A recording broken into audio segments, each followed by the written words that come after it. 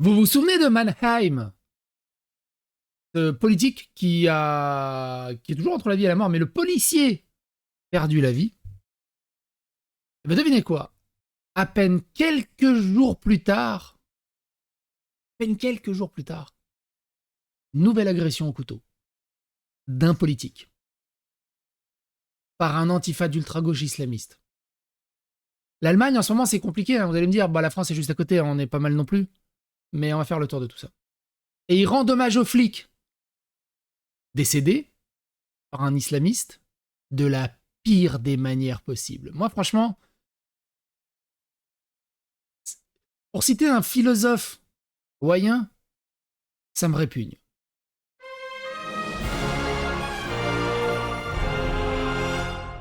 Attention, please.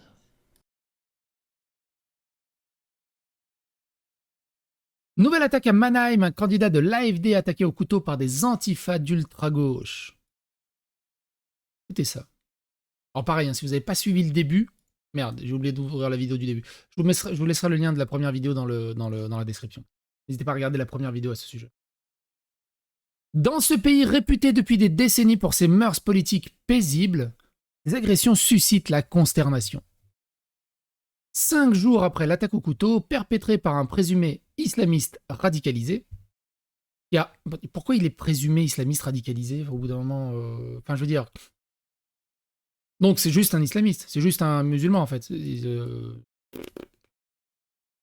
a entraîné la mort d'un policier, c'est dans la même ville de Mannheim, dans l'ouest du pays, qu'une agression similaire utilisant le même modus operandi s'est produite mardi soir. Un militant du parti d'extrême droite, candidat du parti aux élections municipales de la ville, qui auront lieu le même jour que le scrutin européen, a été légèrement blessé à l'arme blanche alors qu'il avait surpris des arracheurs d'affiches en flagrant délit. La vidéo de l'incident, transmise à l'agence de presse allemande dpa, montre une personne tenant des affiches de l'AfD sous le bras et munie vraisemblablement d'un cutter.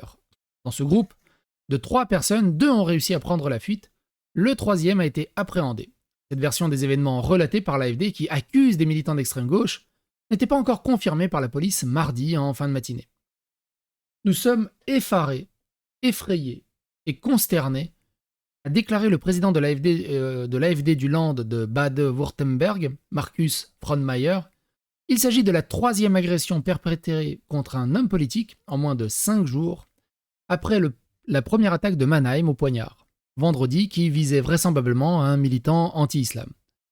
Un cadre de la CDU spécialiste de politique étrangère a été physiquement pris à partie. Auparavant, plusieurs militants sociaux-démocrates et écologistes avaient été victimes d'agressions, suscitant d'une grande émotion dans le monde politique. Au même moment, le gouvernement publiait des statistiques dénombrant en 2023 60 000 délits de nature politique, soit 1100 de plus qu'en 2022. Les militants verts en ont été les premières victimes individuelles, 224 devant le SPD et l'AfD, tous deux 115. Dans ce pays réputé depuis des décennies pour ses mœurs politiques paisibles, ces agressions suscitent la consternation. Au-delà du phénomène de société qui inquiète les partis traditionnels, l'AfD reproche à ces derniers de minimiser les violences d'extrême gauche et islamistes et mène une campagne sur le sujet.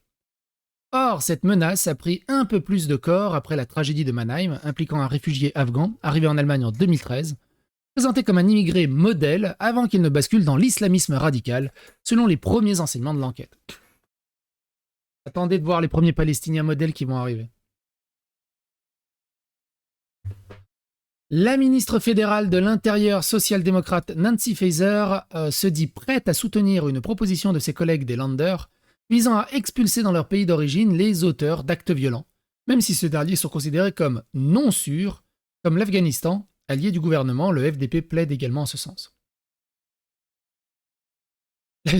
L'Allemagne a connu une vague de records de naturalisation en 2023. Tu sais comment ça veut dire, un Allemand a fait ça? Ouais, un Allemand. Comme il l'avait fait lors du durcissement de la loi sur le droit d'asile et au moment du vote européen sur le pacte asile-immigration, les Verts freinent une telle initiative, je mets en garde contre toute solution simpliste laissant croire qu'il suffit d'appuyer sur 2 boutons, a dit à la télé publique le coprésident du parti Grünen Omid Noripur.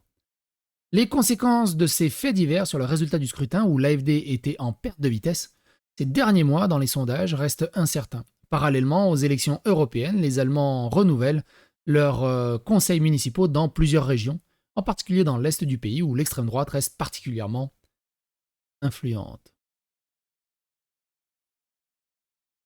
Mannheim encore, le candidat de l'AfD Heinrich Koch poignardé. Lorsque le politicien de l'AfD surprend un destructeur d'affiches, en flagrant délit, il s'empare du couteau. Heinrich Koch, Koch ou Koch 59 ans, arrive à l'hôpital avec des coupures. L'agresseur est arrêté. L'AfD est choqué. C'est dingue, hein. Les seuls fascistes, en final, c'est l'extrême gauche. Hein. Surtout si tu regardes l'histoire de l'Allemagne, c'est l'extrême gauche. Hein. Les Khmers rouges, c'est l'extrême gauche. Staline, c'est l'extrême gauche. Mao, c'est l'extrême gauche. Les trucs... merde, j'ai oublié. Putain, à chaque fois, j'oublie son nom, là. En Corée du Nord, c'est l'extrême gauche. C'est une secte. C'est une secte dangereuse qui profite des faiblesses intellectuelles et des faiblesses cérébrales de leurs suiveurs, quoi. Des idiots utiles. Et peut-être le pire au final. Après le massacre filmé par un djihadiste afghan dans la ville allemande de Mannheim, les autorités ont organisé une cérémonie à la mémoire du policier égorgé, et dans le cadre du progrès et de l'inclusion, elles ont invité les musulmans à diriger la prière lors de la cérémonie. C'est scandaleux. On ne comprend même pas que la famille ait autorisé ceci. Écoutez ça.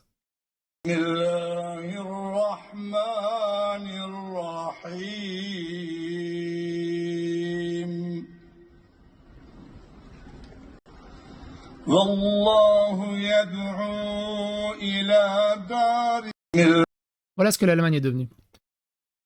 Même pas un prêtre, un curé, un orthodoxe. Non. Et égorgé par un islamiste. Et on chante. Et on te rend hommage par des chants islamistes. Incroyable. Incroyable. C'est tellement honteux. C'est tellement honteux. Rien à voir, mais ça commence, hein. Huningue, dans le 68. Un couple de personnes âgées suisses qui étaient là en touriste, violemment agressés pour sa montre, 2 migrants algériens et palestiniens interpellés. Ça commence les Palestiniens. C'est oufissime. Oufissime. Bref. Pas grand chose. 3-4. J'ai pas grand chose à rajouter là-dessus. N'hésitez pas à donner votre avis, votre opinion dans les commentaires. La première vidéo, je vous la laisse dans les liens. Et on se retrouve pour d'autres vidéos. Bon courage à vous.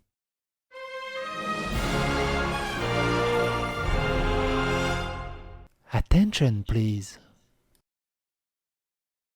Ça commence seulement. Non, mais quand je dis ça commence, je parle des Palestiniens. Il y en a eu très très peu dans les faits divers. Ça commence. Parce que forcément, on les extrade de la Palestine pour les ramener en Europe. Ça commence. C'est ça que je veux dire que ça commence. Mais sinon, le reste, c'est là depuis longtemps. Ah, t'étais plutôt fier de l'Allemagne, mais là, ouais, bah, c'est un peu compliqué. Hein. Qu'est-ce que tu veux faire? Ouais, c'est les JO avant l'heure, mais au bout d'un moment, tu sais, Enfin, c'est ridicule. C'est ridicule. D'ailleurs... Ah, mais je vais pas le retrouver là. Si, je mets psychodélique, corruption, attends. Il me semble que c'est ce que j'ai dit, psychodélicus. Corruption. Merde, comment j'écris psychodélicus? J'ai écrit ça.